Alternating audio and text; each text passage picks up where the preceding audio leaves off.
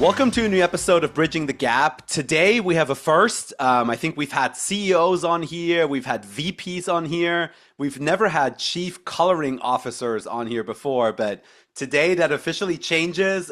Will Baggett is our guest. Will is one of the most engaging speakers in the country, has worked with athletes for years and years and years, helping them for prepare life after sport, helping them find their brand and their voice. And we're going to pick his brain and hear a lot of like good insights on it. So Will, thanks so much for joining us. Hey, what's up, Christian, man? Thank you so much for the opportunity, man. I'm definitely low man on the totem pole compared to your past guests, but hopefully I can hold my own, and I'm looking forward to the conversation and so excited for what you are building here with Bridging the Gap.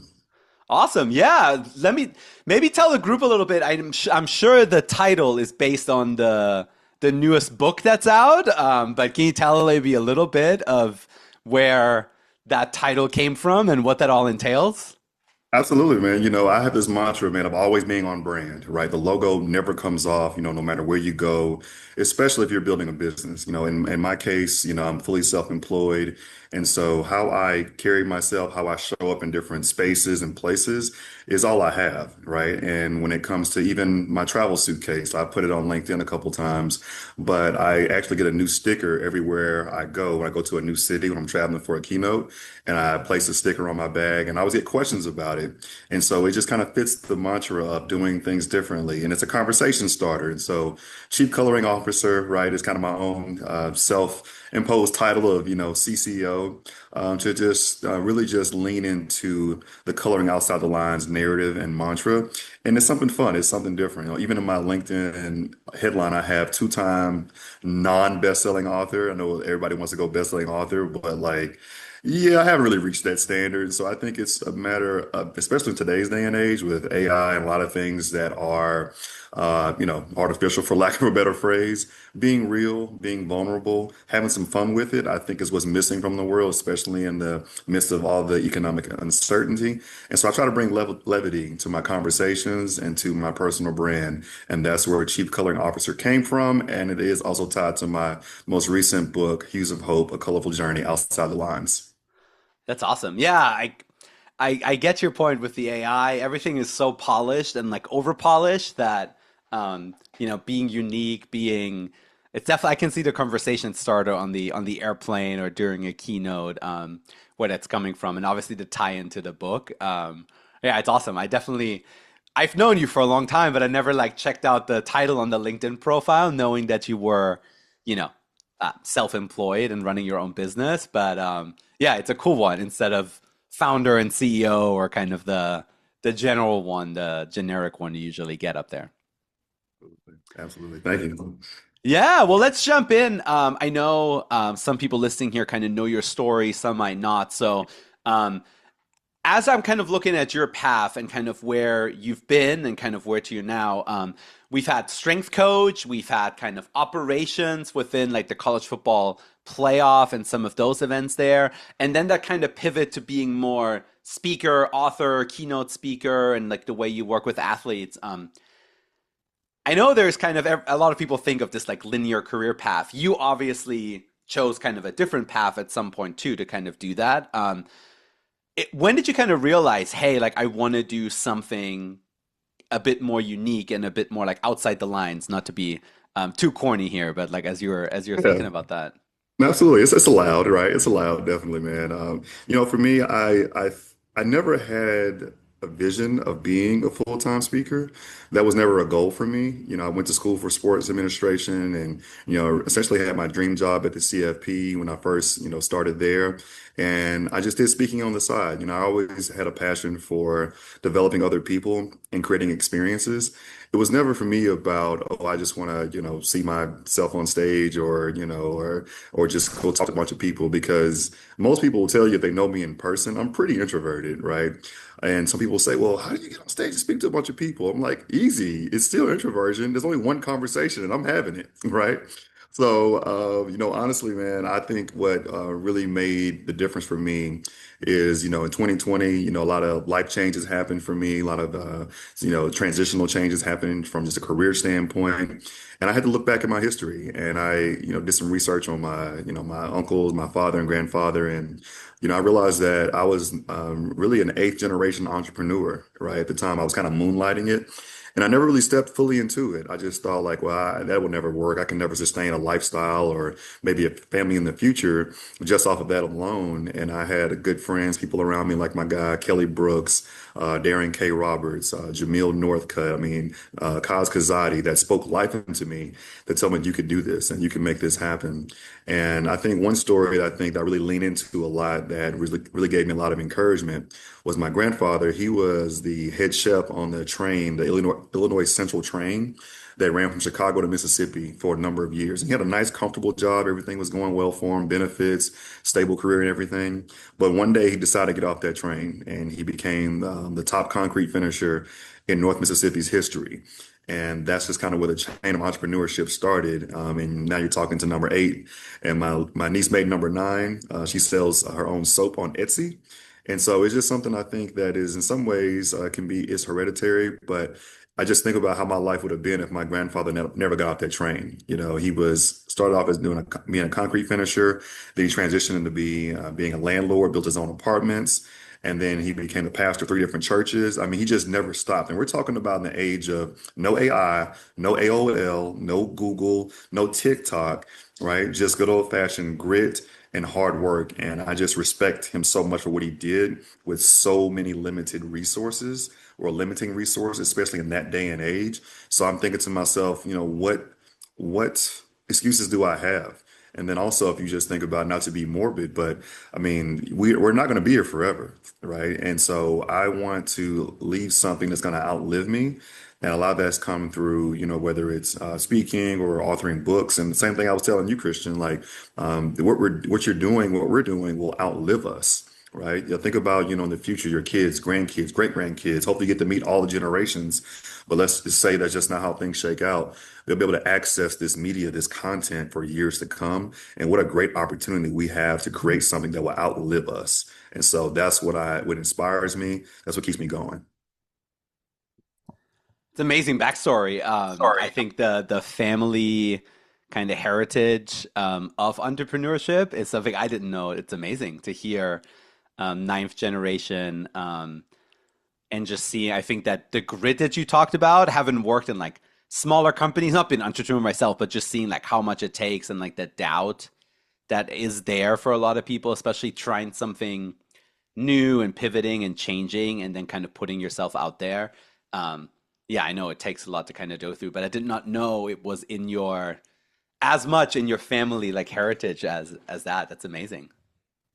Yeah, absolutely. I didn't know myself until a few years ago. So it Yeah. was a really welcome revelation at the right time in my life. Yeah. No, that's amazing stuff. I know we're going to jump a little bit in a lot of the work you do, but you mentioned the authoring of things, the non-best-selling author, but still a good author.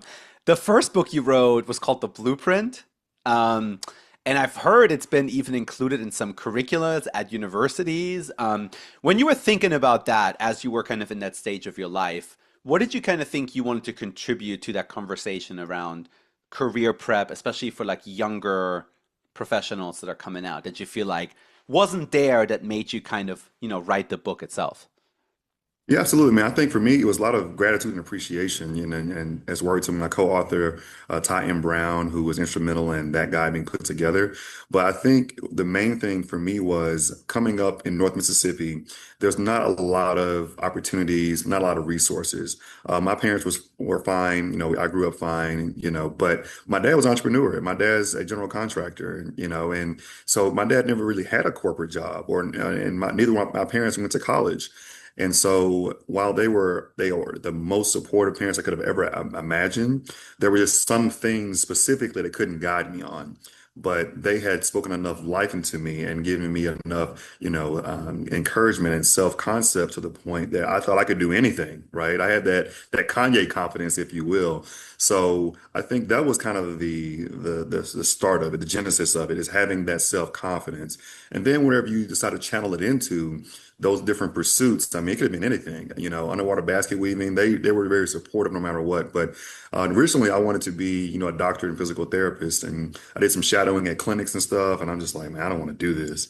I'm like, hey, Dad, I was gonna go make like, 80, 90K as a PT in a few years. Yeah, I'm gonna go take a job for like 35. Yeah, so initially it was like, what are we doing? But ultimately they were supportive and they trusted the vision. Obviously it worked out.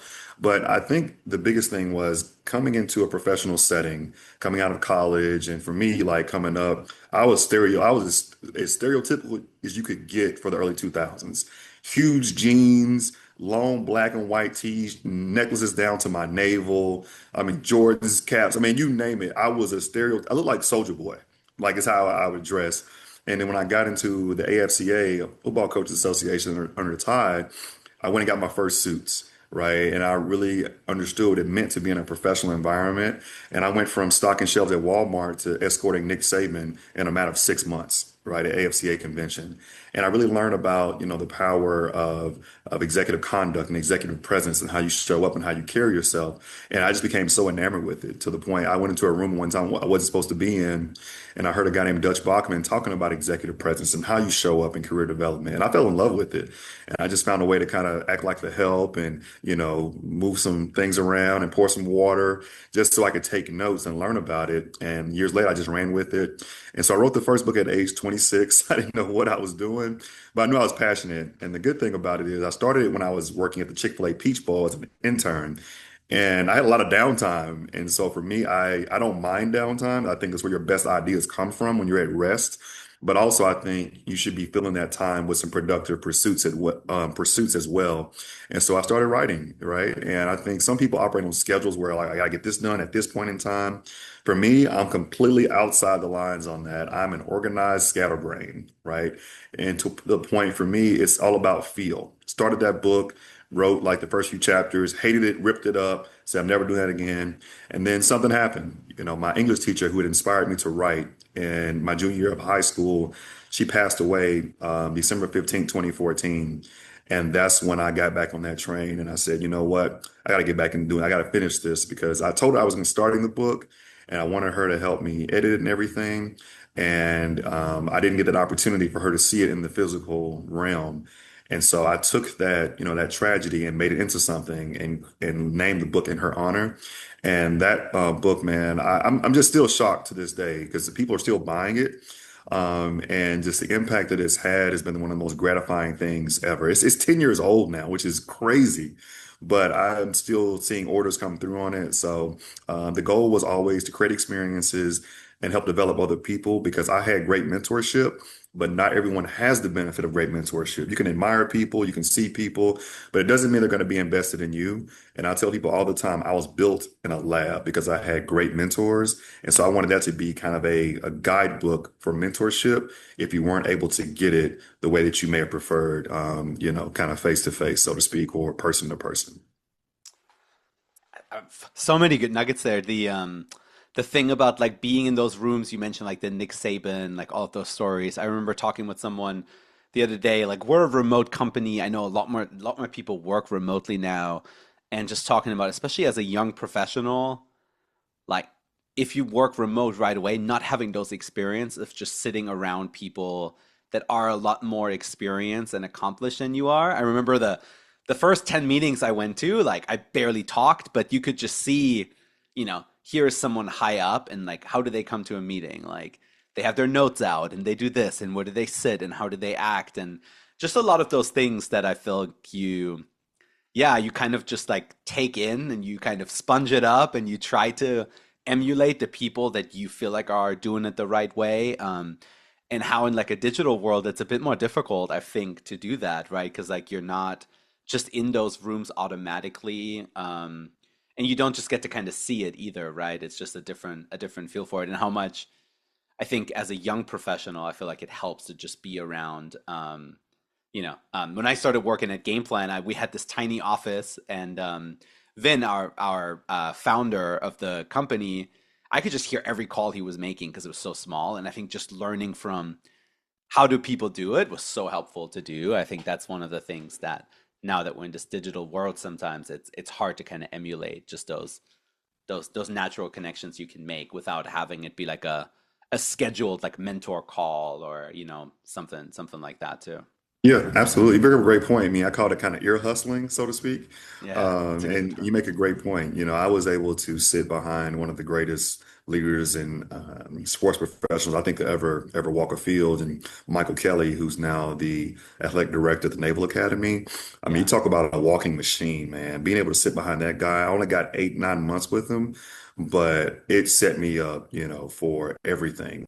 And even ironically, although I was sitting behind him in a full-time capacity at the time, the way he operated, the way he moved, it trained me for entrepreneurship, inadvertently. Like, he wasn't necessarily trying to, but the way he organized his day, organized his calendars, the way that he could always access information at the drop of a hat. I mean, he could find a document from 8, 9 years ago in like 10, 15 seconds because he was that organized. yeah, The way he treated people, always was prepared, never walked into a meeting unprepared. And so I was just blessed and fortunate to sit behind some people that just did it at a really, really high level. And it made a difference. And so I'm yeah, thankful for that. I would not be in entrepreneurship today if I hadn't sat behind some of the people that I mentioned earlier, and Michael being one of those people, namely. for sure. Yeah, no, 100%. Great segue. We're talking about like preparing people for life after sport. When you're working with athletes and you talk about kind of that transition in life, I'm curious always like what's the one thing you see that they might think that they're ready for, but you from your experience know like you may not be, or you need some help, or you need some encouragement. Like what are those things that kind of stick out for you? Yeah, I mean, honestly, I think for me, it's rejection, a rejection immunity, right? I think athletes are naturally resilient because they come back from injuries and defeats and things like that. But for the most part, a lot of athletes, and I know there's the transfer portals here now, but a lot of people are not necessarily prepared for rejection. And I know some people get lost in the shuffle and may not find a new home, and I hate to hear those stories. But I think, being able to bounce back from rejection or becoming immune to rejection, right? It's said that if you're rejected, a certain number of times, you become immune to it. It builds like this muscle, it builds strength, right? And I think that's a huge thing. And just also understanding the realities of the job market. Like if you look in, today's day and age, I know it's kind of doom and gloom today from where we sit for all the things going on. But even now, just in the NIL era, I mean, we have some of our student athletes that are starting at the peak, right? And if you think about, what they'll make and earn the next 3 to 4 years, if they don't make it pro or overseas or what have you, you could be going from the mountaintop potentially to the valley, right? Because not a lot of jobs are paying six figures out of college without an advanced degree. And if you're not in sales or pharmaceutical sales, it's very hard to eclipse that number. And so just I think the reality of those pieces, I could say 5, 10 years ago, I would say something different.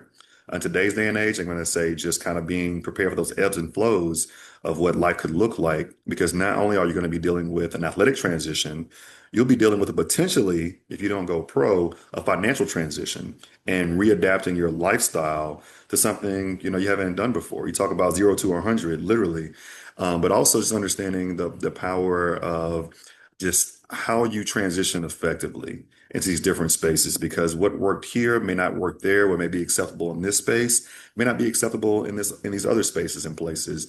Because when you are in a collegiate athletic setting, you are praised, appreciated, you are just lauded for your athletic ability. And to the point where, I mean, you can't be a jerk. I would hope not, and you can't just do anything and everything. But not everything is acceptable when you are not, you know, creating some type of athletic benefit. When it's just you, your computer, and a spreadsheet and some calls, right? You may not get that instant gratification. There may not be 100,000 people screaming for you. So how can you become your own, I guess, CHO or chief hype officer, right? And how can you create a brand that extends beyond the playing surface into your professional career? Because I always say all the time, you can go from what you call application to what we call invitation. When you apply for something, you're at the mercy of what the pay grade is, and like, hey, this is the position, this is what it's paying. Hey, it is what it is. Kind of deal with it. But when you're invited for something, and or you're recruited, or they're saying, "Hey, Christian, we love what you've been doing in game plan. We love how your loyalty and what you've built. What's it going to take to get you over here?"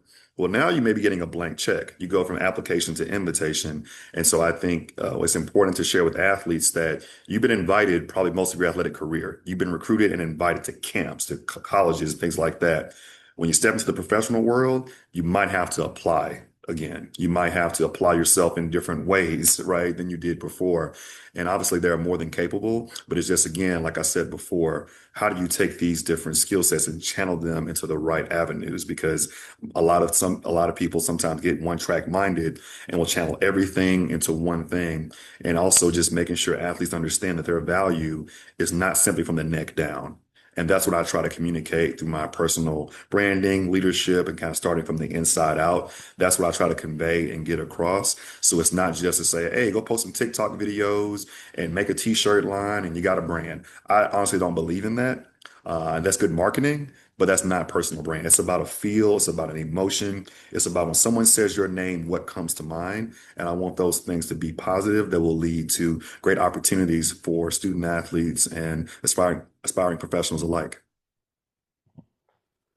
Yeah, I think that transition of I think you were mentioning of the rejection piece, but also just like the expectations of stepping into a job market after certain NIL deals or just other things that are part of it, um, is something I've just heard so much more. Obviously now with this the NIL era that we're in, but just um, yeah, I think sometimes athletes are being shared a little bit that just the transferable skills athletes have will that's all you need to kind of land these jobs, and it helps, and it's something that will definitely help you like as you're in it, be successful and apply yourself if you're doing it the right way.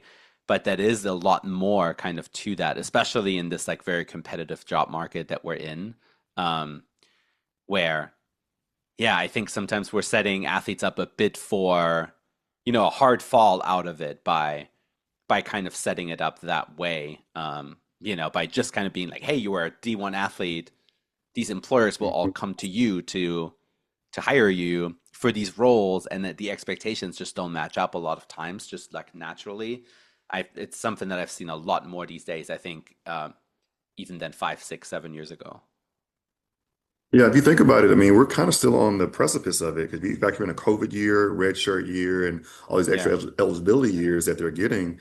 We're not really fully through the first cycle of athlete transition post NIL era as of yet. We're just like right on the precipice of it, or maybe just 6 months to a year, depending on when they came out. But you talk about you've been making 150K a year the last 3 or 4 years, and enterprise hits you up and say, "Hey, we got 47 for you." That's a big jump. That's a big shift. Yeah. And I don't even blame the athlete. Like everybody, I think once you're used to making a certain amount, like taking a very significant step down is difficult, Yeah. right? I mean, I don't even blame the athlete or not being realistic. I think it's just kind of um, the spot that you've been in, and you're getting used to a certain, income and life and whatever that may be. But um, yeah, it's definitely a much steeper thing than it used to be maybe for some professional athletes, but they had a lot more kind of income years prior to that too to maybe fall back onto. Absolutely. You're talking Absolutely. about the brand and kind of the different piece of an athlete kind of building that unique brand, that kind of authentic brand that's part of it. Um, and I know you talk about kind of like how you appear in the room, like how you behave, and some of like the digital things of that as well. When you work with kind of athletes in a room, um, what do you think is the biggest blind spot they have when it comes to building the brand? Is it just that they think it's like the volume of posting will get it there, or is it that does the strategic piece sometimes miss of like what is actually your brand? Like what do you stand for, or like where do you think the biggest challenges come in? Yeah, branding is so multifaceted, and that's where a lot of people kind of go wrong. I was teaching personal branding in 2017, but back when NIL kind of came out in 21, now everybody's an expert all of a sudden. Yeah, I've been doing this for a long time, and yeah, I'm not shy about saying that because it's not something I wouldn't say that I was prescient in the matter of knowing this was coming down the pipe with NIL. I just thought it was always important, and it was instilled in me as a young man because my dad always said like, "Hey, I'm in business, right? He said, if you do something, it directly impacts my business, right? I can't just go back on Monday like nothing ever happened. Like what I'm talking about, what I'm showing, what I'm doing, and what I'm building is a direct reflection. And what you're doing is a direct reflection of me. Like we mirror each other. So if you go out there and start doing stuff and acting crazy, they're not going to hire me to build their home. They're going to think I'm unstable, my family's unstable, and their house is going to be unstable if I build it. And my dad was telling me that at 6, 7, 8 years old. And so imagine just getting that level of training when you are that young and that impressionable. And so that became just kind of a way of life and a standard operating procedure before I even knew what the term or the phrase was really all about. But also, you have a brand already by design or by default. Whether you have social media or not, people had personal brands before social media, right? They'll have them during, they'll have it after. If you get off, whatever, you have a brand by design or by default. And then you get into another kind of sector or layer of it. Are you talking about lifestyle branding? Are you doing things that are more career-based branding?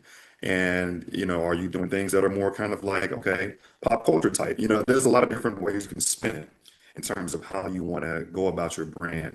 And if you want to be a TikTok influencer, that's one thing. And then you can go stylistic as well in terms of, game plans, colors, and the topography, and like this is the primary logo, this is the secondary logo, right? Branding is so multifaceted. But I try to take the approach of using branding as a way, as a means of evoking positive emotions from someone that comes across your name, your resume, your profile. And that takes a lot of different inputs. It's not just one LinkedIn post, it's not just one flash in the pan. There has to be consistent aspects of it. And so I came up with this acronym I use called LIFTS, LIFTS, which stands for LinkedIn, Instagram, Facebook, Twitter, TikTok, Threads, Snapchat. So it's really like lift, right, with a hard T. And honestly, not saying that you have to be the same person in all those different spaces, but each of those spaces creates a different it creates a mosaic of you when you look at them holistically. And so you shouldn't, be the most professional person on LinkedIn and then dog cussing people on Twitter. Right. I don't think that's, or X rather. I don't think that, really fits the mosaic. And one of these things is not like the other. And so I think I look at it from alignment and consistency because you have to think about as a brand, you have two kind of main pieces you're operating with. You have your frame of reference. Okay. So I'm a student athlete, but yeah, there's 400,000 others too. Right. So that's a huge pot to play in. But then you think about, okay, what is my point of differentiation? Yes, I'm a student athlete, but X, Y, and Z. And how does this make me different? How can I define this? And how does this make me distinctive in my own lane? I think when you can really tap into those things, and I think people saying show up authentically, I think it's not overused. Sometimes you got to understand the rules of engagement, right? You got to understand the rules of engagement that it takes what it takes to be successful in specific environments. And so when you walk in, there's a certain level of decorum and professionalism that's expected of you, right? And then once you build that trust, once you build, kind of that brand and you build that association, well, then you can kind of, loosen up a little bit, right? But I think it's first, most important to first go in understanding I have to play within this sandbox and go from there. And so that's what I try to talk about and really instill from a branding standpoint. I do cover it from a multifaceted standpoint and not just saying, oh, just post, content, content, content, because not everyone has that interest. Not everyone wants to be big on social media, but everyone wants to live a good, fulfilling life. Everyone, I think, wants to have a good name, right, and a good brand attached to them. And everyone, wants to make a good living, right? And so I try to take those elements and create something that's going to be as beneficial for the most people as possible instead of just saying, okay, here's a one size fits all approach. But, Sarah, Tommy, and Ryan, they couldn't care less about social media, right? So how to create a tailored approach, but also a broad approach to where they can say, you know what, no matter what I want to do, I can take an element from here, here, and here to build my lifestyle brand, my career brand, or just who I want to be known for as father, husband, cousin, sister, brother, whatever it is. So that's my approach to it. And I think that's why we've been able to sustain success for the past decade.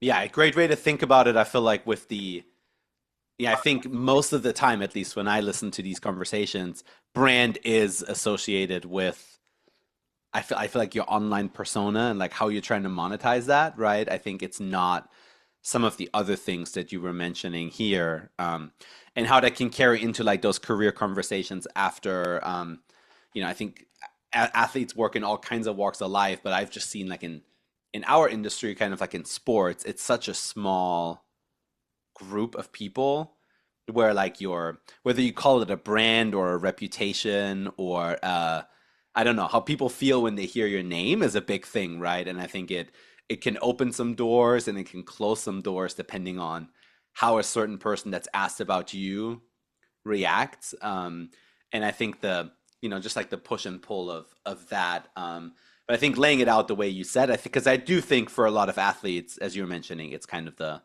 I need to be super active on like all these socials in order to build my brand might not always be the one way and the one path to go.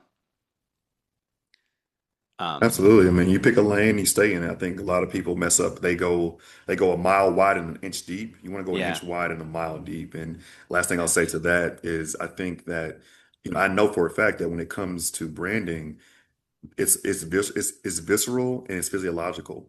yeah, If I say one name, whether it's a loving parent, grandparent, someone that's important to you, there's going to be some kind of visceral, physiological reaction that comes automatically. You're yeah. not going to tell your body what to do, but if I say a name that you're not so fond of, there'll be another reaction, and it's just completely natural. And that's what we want people to think about when they're Yeah. going about branding themselves.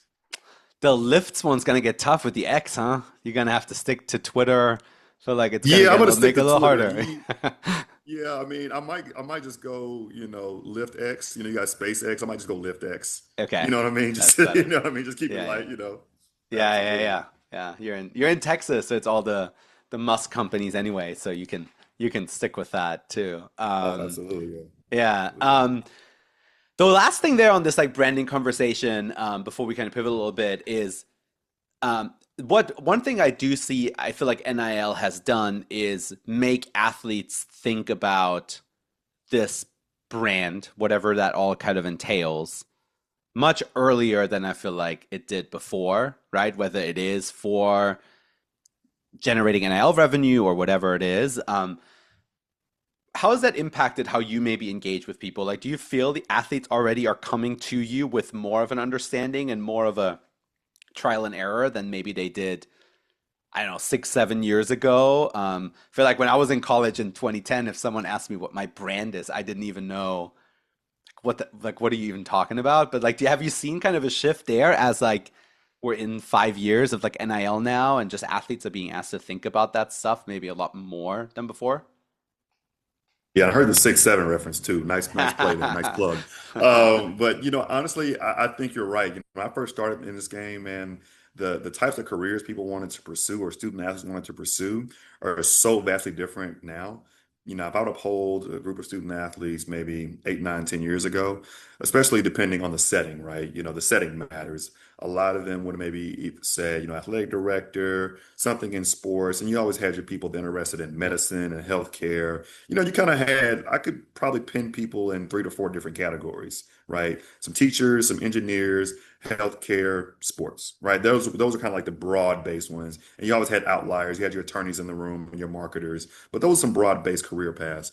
Nowadays, man, even if you get down to maybe like the younger tier of Gen Z, and I know Gen Alpha is coming in strong. A lot of people, and I'm kind of talking out both sides of my mouth here, want to be content creators, right? And I get it. It seems like it can be an easy kind of lifestyle, but creating content is a full-time job. It is editing and cutting and shooting and setting up cameras and scheduling.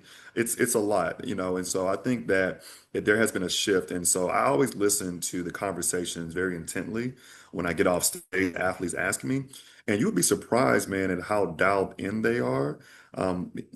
Just not specifically as it relates to NIL and branding. I think it's a couple different layers to it. Some of them are just glad to be in a place where they're out of survival mode, where they have some income coming in, they can send some money home, do some things for themselves. And so it's freed their mind to think about other ideas. Some are creating partnerships, some are, buying small developments and developing real estate and condos and things of that nature, which I love to see. And then there's some that you can tell have a little bit of worry to say, I don't want to fall off the mountaintop. I don't want this to be the peak of my entire life. And so the questions I'm starting to get now are actually more in depth than I think I got before. I think it was more of a straight line path, and it may seem counterintuitive, but I think now they just feel like an added responsibility to not, be the ones on a 30 for 30 broke in the next 5 to 10 years, right? There will be a college edition. There will be one, right? It's coming, unfortunately. And so I'm just really proud to say that I guess the information that they're getting, they're a lot more intuitive, but the I guess the directions they want to go have definitely changed and adjusted because a lot of them are trying to figure out how do I keep this same kind of wave going. And then some of them I'm seeing it's kind of interesting. Some of them have these really, really strong passions that have nothing to do with their sport. But if they say they don't go pro, they do what have you, they want to do something that sounds just as sexy as their sport. So I'm not playing basketball or football anymore. I'm doing real estate now. Real estate sounds sexy, but really, they really love cutting hair, or really, they really love working on cars. They really, really love fishing, but they're scared to do some of these things because they don't sound as sexy. And in the eyes of others, they think they're going to be viewed as someone that fell off or someone that is not as successful as they used to be. And so that can sometimes stifle some of their growth and their passions. And so I just try to encourage them to go after it because what you put your heart and soul into, that vibe, it attracts your tribe. And ultimately, that passion, I think, will lead to profit if you are completely dialed into it. So it's been surprising to be honest with you, but I'm excited to see what the future holds and how the conversations continue to shift and continue to change. And I'm open to it, right? Because it's different. But I can tell you that you'll hear the stories of athletes not being as prudent with their resources as you might imagine. But bad news and controversy sells faster than good Yeah. news. And I can tell you there's some great stories out there that are just not being told.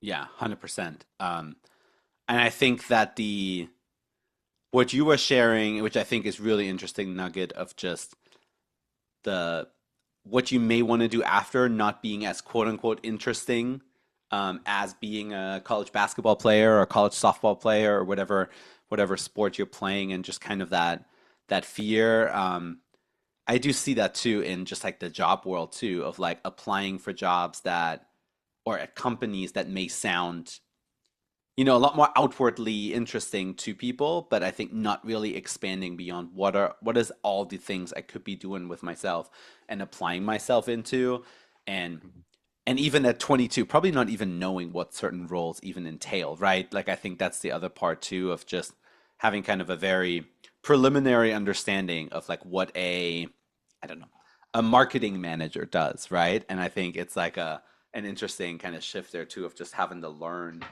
what that looks like within, I don't know, even each company. I think every title is a lot different, right? So I think it's like a definitely a learning process too. But yeah, following your passion makes a lot of sense, I think, in general in life, whatever it might be. Um, Absolutely. Bit of a pivot here, but your reputation is as one of the most like interactive, engaging speakers in the country. When when you're kind of working with people in a room, like what do you feel you do different than other speakers do? Or like what do you really pride yourself on to make your 30 minutes, 45 minutes, hours you have with an audience like as engaging as possible? Absolutely. I think the first thing that creates a level of separation and differentiation is that I care. And I'm not saying that others don't care, but I prepare like a madman. Like the way I prepare is harder than most perform, right? And the way that I practice my craft. Before I even picked up a microphone, I read 120 books. Right. And so I'm just not getting up there and I don't have a crazy amazing story. Right. I've never really reached a career pinnacle past a coordinator slash manager. I've never really led a team of people. I didn't play any collegiate sports. I didn't play professional sports. When you talk about someone that had to get it from the dirt, you're literally talking to them right now. And it's not something I shy away from. It's something that I'm very proud of because I took the stairs, right? And I have a lot of friends that are in this space that have these amazing stories and they're doing quite well. And I had to learn that, you know what, that's not my lane. but I can still build a lane and build a career with the opportunities that I do have and the skills that I do have. And so to answer your question more specifically, the first thing I think about is how do I create an experience? And I'll never forget going into a meeting. I was an intern at the Chick-fil-A Peach Bowl, and Mike Sinkfield, TCU, longtime administrator, he basically like ran the meeting, but we had the books and the information and everything. And I went up to him and asked him, I was like, Mr. Sinkfield, like, how are you able to conduct and kind of run this meeting despite the fact that we are the ones that organized it? Like, we're the bowl, we're supposed to be the one kind of directing everything. He says, man, I care about our student athletes' experience more than anything or anybody in this room. And so the way I prepared, I read this book twice before I even got here, right? And I just never forgot that. That was like 2013, 2014. And that stuck with me for a long time. And so when I walk into any space, any room, I'm researching the company, researching the people, looking at any, articles, any common narratives. I'm getting any inside information. Who are the alphas in the room? Male or woman. Like who are the people that, have the influence and stroke? Because when you can influence the influencers, that kind of spreads like wildfire across the room. I think also the interaction and engagement, giving people an experience they can't get on their phones, right? You can get a lot of stuff from your phone now, right? But how can you create an experience of connectivity and interaction and fun and engagement that they can't get on their phones, that they'll walk and they'll talk about? Now, how do you get the phones to come out to capture the moments or even make people forget they even have their phones? So I focus on creating that. And I think, something I do is kind of outside the lines is I'm a part-time actor. So I've always had an interest in theater and I've done some movies and commercials. And so I understand how to create that kind of plot, so to speak, right? With that introduction, that rising action, that climactic experience, that falling action, and that resolution. I focus on creating something that's going to on the edge of their seats. It could be this really important concept here, a story here, there's a little bit of an emotional tug, and then it may boom, baby picture of me mean mugging when I was 3. Right? You just never know what's going to come next. And I think people have grown to love just the looseness, I think, and also the vulnerability that I try to share in those spaces. I don't try to appear perfect. And while I do, try to make sure that my language and my vernacular and how I speak is very eloquent and well received, I can mix it up pretty easy. I'm from North Mississippi, just south of Memphis, Tennessee, and so I let my personality come out. I let the North Mississippi come out. I will use some slang. I will use some country twang every now and then, and I just love seeing people smile. That's one of my favorite things to do. And so to kind of put a big bow on that, I walk in thinking, what can I do to create a memorable experience? Because we always have sat in rooms that we didn't want to be in, that were boring, it was drudgery, it was like bloodletting. Oh my God, I can't wait for this to end.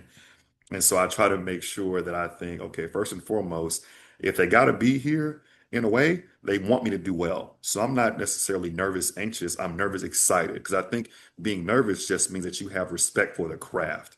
It doesn't mean that you aren't competent. You just respect the craft.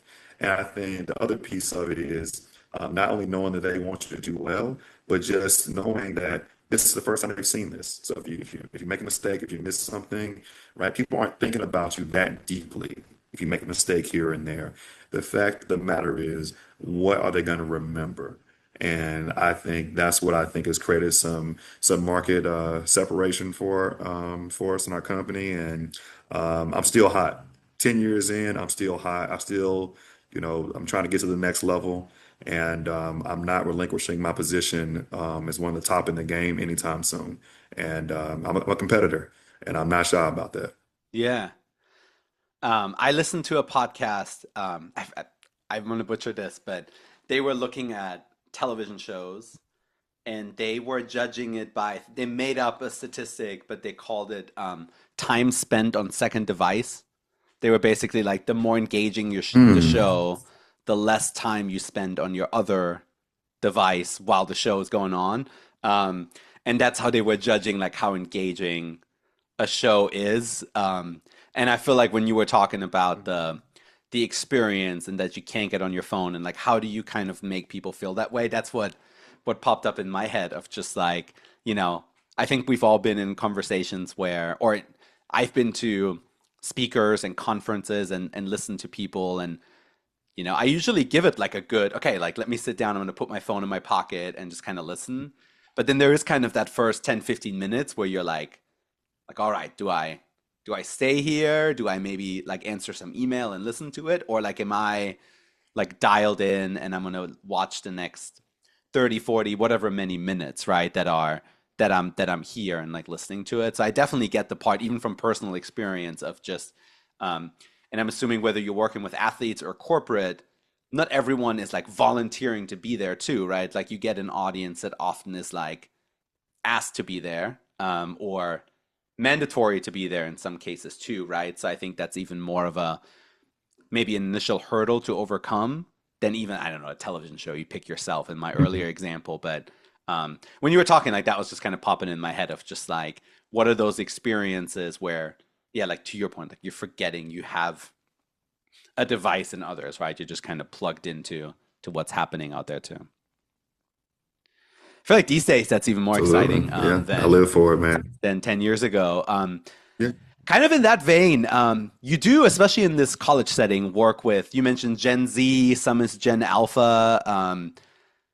They are, that generation gets tagged as like always on their phone, hard to engage in like an in-person kind of relationship. Like, do you buy that? Is that what you're kind of seeing when you're in there? Is it like, yeah, what have you seen just kind of interacting with them a good amount, right? And like how to engage that audience that's different from me, you, our parents, right? It's just kind of a different generation of athletes and of people. Yeah, absolutely. If you look at a lot of research, they will say that I think since the year 2000, that attention spans have gone down roughly 45 to 50% just by nature of the number of distractions they have available to them. However, I still look at people as people, and there are things that get our attention. I don't care how distracted you are, unless you have some kind of condition where you just aren't able to focus for long periods of time. People are still engaged in things that engage them. And like when someone may say, "Well, I don't like to read." No, you just like to read what you like to read about, right? You haven't found a topic interesting enough that you enjoy reading about, right? And so wherever that passion lies, that's where I think is going to be the thing that makes the difference. And for me, I start off my presentations a little bit differently in terms of how I come in. I come in hot, I come in excited, I get them laughing, and I come in early to kind of set the tone for an environment of respect, an environment of fun, and just an environment that inspires and opens them up to collaboration. Because if you haven't studied how different generations learn, if you haven't studied how what they value, if you don't understand the difference in learning styles, whether it's auditory, whether it's visual or kinesthetic, and you don't have all three of those layers somewhere in your presentation or keynote exercise, then or workshop, you're going to miss the boat because people don't come with labels and how they learn, how they engage, and what they appreciate. And so while you don't want to be all over the place, you want to do what I call clustering, where you are reinforcing certain topics. So I may introduce a topic and I may have a story attached to it that's going to evoke some level of interest or emotion or with interesting fact or some shock value, right? That's number one. And then two, I may have them engage with it, in terms of doing some kind of exercise of some sort where they can kind of practice it out and live it out a little bit. Like, oh, I didn't realize that I use a lot of filler words when I spoke in front of people, the ahs, uhs, likes, and you knows. So now they're getting some reinforcement, right, by actually doing it, learning by doing. And then you may have another element of it where you're reinforcing it through another way. So they're going to get a visual aspect of it. They're going to get a kinesthetic aspect of it, and they're also going to hear it as well. But in the hearing part, they're hearing it three different times, three different ways. And they're also seeing their other student athletes engage with it, which is going to make them engage because if you think you're just that special as a speaker, especially in smaller settings, right? If it's 500 to 1,000 people, you're kind of on that island. But when you have the ability to let people move around and engage and watch their peers interact with the content, it helps with the retention of it because these are the people they're going to see on a day-to-day basis that they either already like or respect or fill in the blank. And so engaging them and their peers is what kind of I think yields a really open environment that's conducive to learning and conducive to everyone's kind of success. And so I employ all of those elements or as many as possible to, in other words, or for lack of a better phrase, to win the room.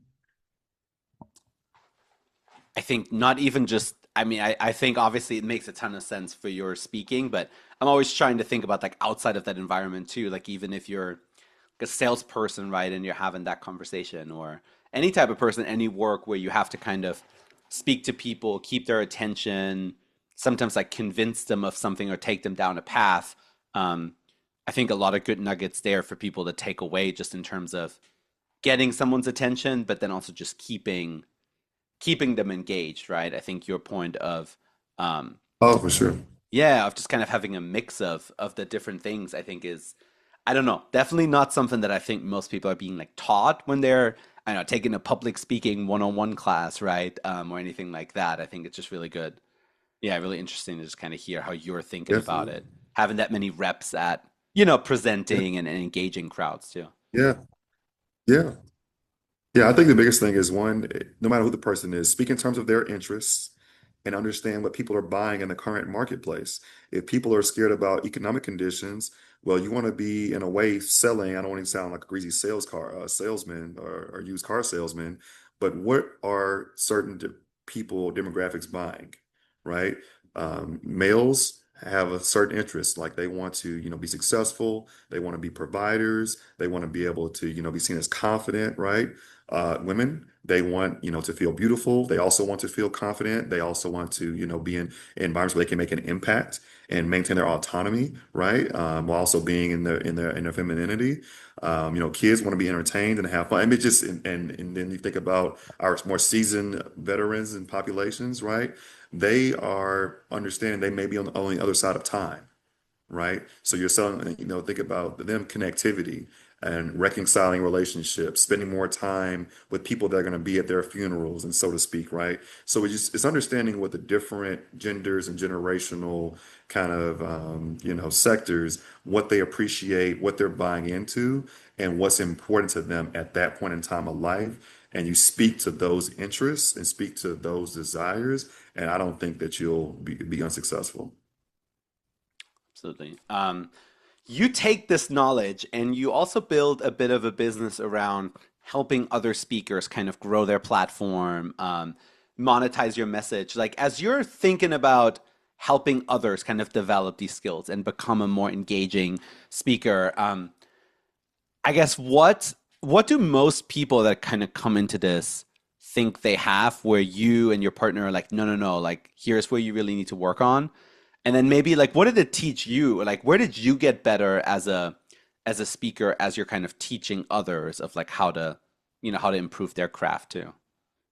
Yeah, I think, for right or for wrong, and you don't know what you don't know, right? So I never fault anyone for what they don't know, especially when they come to us and invest in us. We treat everybody the same as if they're a seasoned vet, whatever it is. We're never going to turn anyone away for not knowing because you're here because you want to know more. I think what a lot of people miss and may not be cognizant of is what it takes to get started. Right? Because if you think about it, speaking is a First Amendment right. We have the right to free speech here in America. Anybody can do it. 330 million people in America. Anyone can get up tomorrow and say, "Hey, I'm a keynote speaker." And guess what? There's nothing I can do about that. And so the way we create that separation is all the things we've talked about, prior to this. But also, I think one of the biggest missing elements, and it kind of ties into an earlier question, is the power of charisma. Right. And in terms of how you develop it, how you show up, as yourself and be yourself, and not what you think people want to see you as, right? Because there are some people that we respect in our society, in our world, in our entertainment sectors, in our government, whatever it is, you respect them because they are who they are 24 hours a day, 7 days a week. You know what to expect, you know how they're coming. And so I try to train speakers. It's like, hey, if you're a goober, if you're goofy, you like to crack jokes, don't get up there and just try to be just completely L7 square inside the box. People are going to be able to see through that. And I think that was a huge shift for me. The other thing is understanding that you're never as good as you think you are, and you're never as bad as you think you are. And it takes repetitions to get this right, like anything else.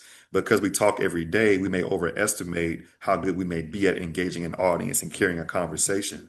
But until you're on that island where you have to really, really do it, it's a different world and a different game. I'll tell people all the time to build a sustainable speaking business takes 6 months on the low end to 2 years, right? Minimum. minimum, because you're retraining and reframing people's minds and how to see you and how to treat you, so to speak, right? And so those elements are just so critically important. And so we try to use as many different teaching methods as possible in terms of attracting leads and knowing where your target audience is going to be, because no one speaker can speak to everything. And the last thing I'll say is kind of a dovetail to that.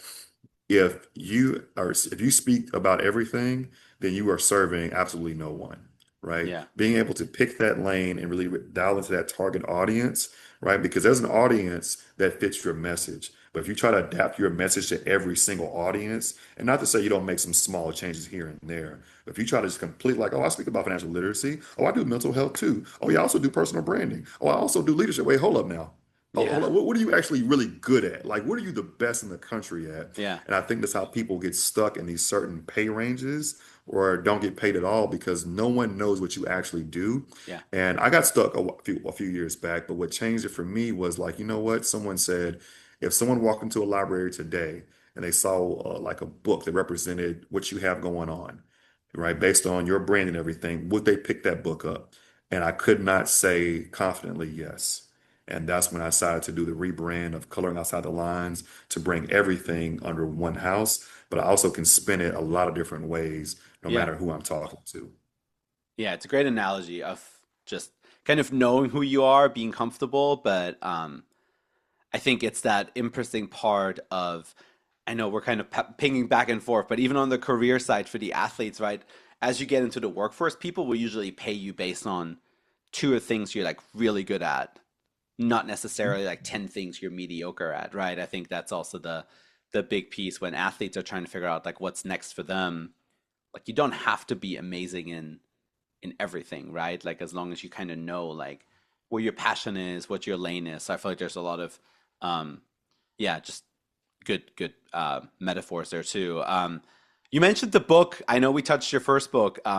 This was kind of my last question. Can you tell us a little bit about Hues of Hope? I know it's been out for a little bit, but yeah, what that's all, what the book is about, and yeah, just how you got to it. Yeah, man, absolutely. I started that book in 2019. It came out in 2024. So if that doesn't tell you how Yeah, much of an organized scatterbrain I am, and it can be read in like an hour, right? If you're yeah, actually reading it straight through. And I felt no guilt about that. It's like a plane read, if you will, that you can read on an air on a standard airplane flight. And I did it by design. But also, when I hit that last period, I was done. I just didn't feel a need or a reason to kind of stretch it out more than it needed to be, especially with attention spans that we talked about before. But that book is actually 60% true. And people are surprised when I tell them the things that you don't think are true in the book are the things that actually happened, right? And so that came about, I think for me was just understanding the ebbs and flows of life and how things can change, how things can transition.